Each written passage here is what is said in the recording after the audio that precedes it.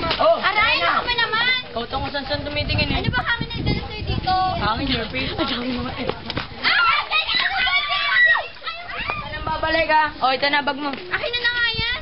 Ilan ba magpapasalamat? Alam mo, wala naman ako sinabing kunin mo yung bag mo sa magnanakaw, di ba? Tama talaga ng ugali mo. Siguro walang mag-aagusto sa'yo na lalaki kasi saksakan ka ng taray. Mayabang. Ito yung pwesto natin. Pansimula. Okay na natin. Maria Queenie Santos pala ang buo niyang pangalan.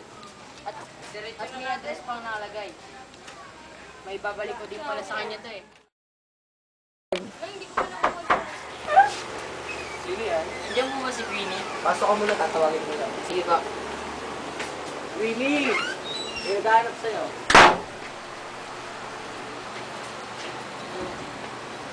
Ginagawa mo dito? Maiwan ko muna kayo. Ito lang naman kasi yung wallet mo. Kaya naman pala hindi na ipag-agawan sa akin yung magnanakaw. 10 piso lang yung laman.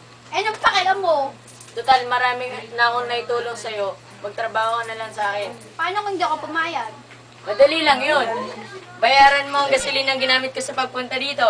Ang pagtaya ko ng buhay sa pagkuha ng bag mo.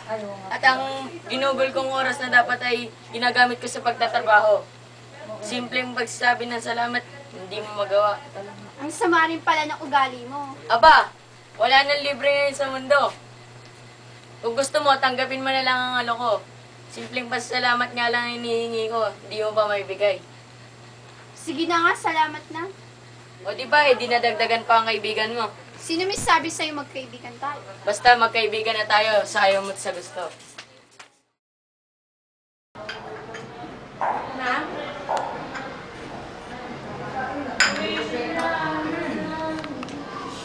Di ba't nalalapit na ang iyong pagtatapos?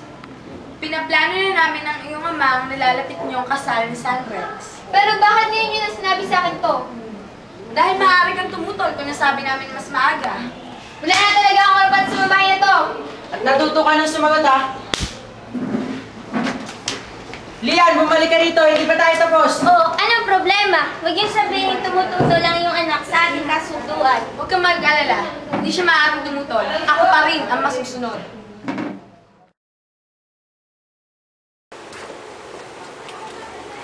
Oh, friend! Kamusta ka na? Eto, malungkot na masaya, pero dominant pa rin pagiging masaya. At bakit ka naman masaya? Dahil may boyfriend na ako. At sino man na yung lalaking iyon? Siya ay walang iba, kundi ang minamahal ko si Dexter. Si Dexter? Yung mahirap na trabahador sa inyo? Hindi ka ba nag-iisip? Pati ba naman sa'yo, wala akong kaliyang pahingit ng dami ko? Pero, napakalaking gulo yun kapag nalaman niyo ng iyong mga magulang. At sa tingin mo, ano kaya ipakakain sa'yo ng hampas lupang iyon? Akala ko pa naman kakampi kita. Traitor ka! Hindi na kita kakilalanin bilang kaibigan. Isa kang ahas! Tita? Tita Stella? Nasaan ka na? Tita? O Iha, napadaan ka. May lakad ba kayo ni Lian? Isang malaking problema, tita. At kailanman, ay hindi na kami magkakaroon ng lakad ni Lian. Dahil nagkagalit kami. Ano naman kadahilan ng pagkakagalit nyo, ha? Alam niyo po bang may boyfriend na ang inyong anak? At ang kapaslupang trabador niya dito ang kanyang minamahal. Ha? Totoo ba yung sinasabi nyo? Hindi ako makahinga. Po! Ikaw mo ng tubig! Hindi ako makahinga. Tulungan mo ako dito. Hindi talaga ako makahinga. Totoo ba kami yung sinasabi nyo? Opo. Ha? Andito na siya. Walang yaka! Hindi mo na naisip ang kahiyang sasapitin ng pamilya natin kapag napapunta ka dyan sa Dexter na yan? Ano? Ba't hindi ka makapagsalita ngayon? Magpaliwanag ka! Senyora, sumusobra na kayo! At anong karapatan mong pagsalitaan ako ng ganyan, ha? Isa ka lang hampas lupa dito sa pamilya namin. Trabahador! Naintindihan mo ba yon? At alam mo ba kung anong mang ipapakain mo dito sa anak ko na isang matalino, mayaman, maganda, at galing sa mataas na lipunan? Ano? Ba't hindi ka makapagsalita dyan?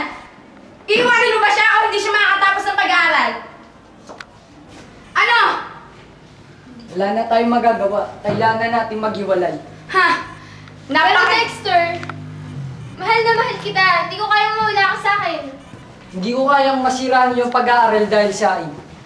Magpapaalam na ako sa iyo. Ha! Napakadali naman pala ng inyong relasyon. Hindi wala man lang katinyatang pagmamahal. Ano? Nagamit mo na ba yung kokote mo, ha? Hindi ko akalain magagawa mo yon. Ang mga anak ko ay tinuguran kong matatalino. Ikaw lang ata ang hindi. Rank ka pa naman. Ano ba? Naiintindihan mo ba ako? Iiyak-iyak ka pa dyan.